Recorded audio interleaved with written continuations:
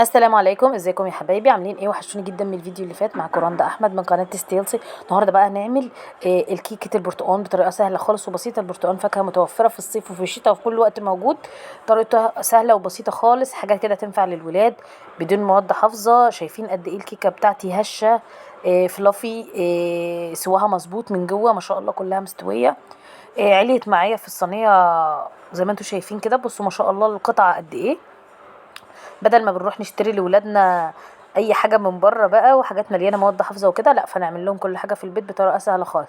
مكوناتها اقتصاديه، انا ما استخدمتش فيها زبده ولا اي حاجه، انا عملتها حتى بزيت، يعني ما استخدمتش فيها زبده وطالعه ما شاء الله جميله.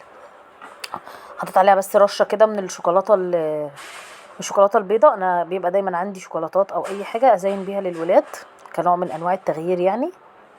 اهوت، بصوا طريه ازاي ما شاء الله، هشه جدا، عامله كانها زي الاسفنج بالظبط. بصوا فكانت يعني بصراحه كانت جميله. يلا بقى هنقول على شويه تركات وحركات، ركزي معايا لاخر الفيديو عشان تعرفي احنا عملناها ازاي.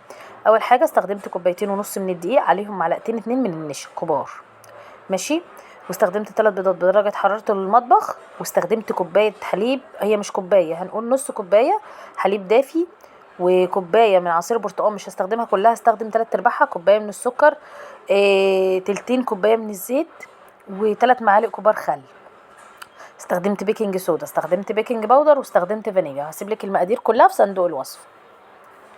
حاجه مهمه بقى في كيكه البرتقال، بشر البرتقال ده مهم جدا، بس اما اجي ابشر البرتقال اخد الجزء البرتقاني اللي بره واسيب اللي بيبقى ابيض دوت عشان ما يمرش.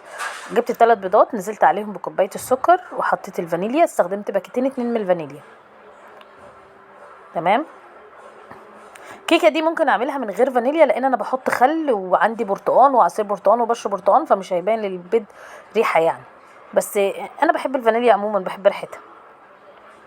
هضربهم، الخطوه دي ممكن استغنى عنها واعملهم في الخلاط لحد ما يبقوا عندي بالشكل ده، فتحوا خالص وبقوا هشين شويه.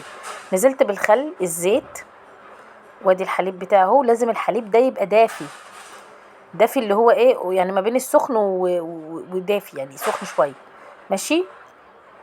تمام. وهنزل بقى ببشر البرتقال، تقليبه بس كده كله مع بعضه.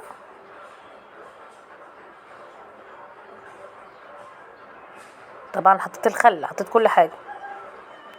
نزلت بقى بحوالي ربع معلقه صغيره بيكنج صودا، وباكت كامل من البيكنج باودر. يبقى باكت كامل بيكنج باودر وربع معلقه بيكنج صودا، بتفرق جامد في الطعم، تخلي الكيكه بتاعتي هشه وجميله، ماشي. هنزل بقى بالدقيق. الدقيق بتاعي بقى طبعا الدقيق مهم ان هو يبقى منخول، انا كنت نخلاه قبل ما احطه في الطبق، وباجي انزله من الطبق بتاعي برشه خفيف كده. تمام.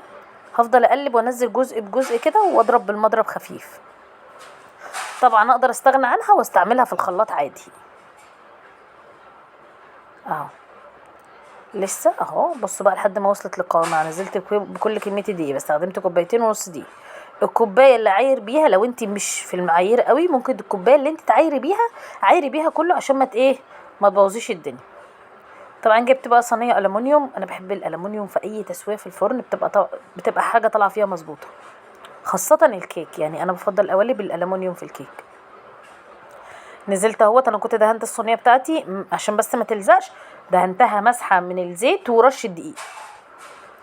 سبتها في الفرن قد ايه؟ هي تلت ساعه بالظبط، ومن ربع ساعه، بعد الربع ساعه تبداي تبصي عليها عشان ما تحمرش قوي. لو حطيت السكينه فيها ولقيتها، الفرن ما يبقاش عالي قوي، يبقى على درجه حراره متوسطه. لو حطيت السكينه فيها ولقيتها لسه طالعه بحاجه، بدخلها الفرن وهدي الحراره خالص واسيبها شويه. هي طبعا كنت دخلت فيها السكينه وطلعت حلوه، يعني طلعت ما فيهاش عجين او حاجه، فكده خلاص انا اتاكدت انها من جواها مستويه. اهوت نطلعها القيم الصينيه، ما شاء الله ما شاء الله، يعني كانت رائعه. ده غير ريحه بشر البرتقال طبعا قلب الدنيا.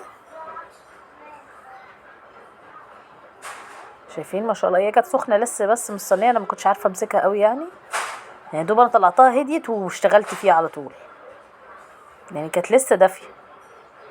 اهوت جبت بقى طبق كبير وبدات ارصها، حطيت جنبها شرايح برتقال وعليها شوكولاته، لايك بقى وشير وسبسكرايب. طبعا لو عجبتك الوصفه جربيها ومش هتندمي، طريقتها سهله واقتصاديه، لا استخدمت فيها زبده ولا اي حاجه، كلها مكونات موجوده في بيتك.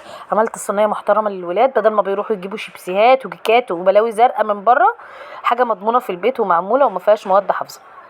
طيب لو عجبتكم الفيديو، لو الفيديو ده عجبكم وجاب لايكات كتير وجاب فيوز كتير، هنزل لكم بقى كيكه مالحه طريقتها سهله برده وبسيطه قوي. نشوفكم ان شاء الله فيديو جديد ووصفه جديده. مع السلامه.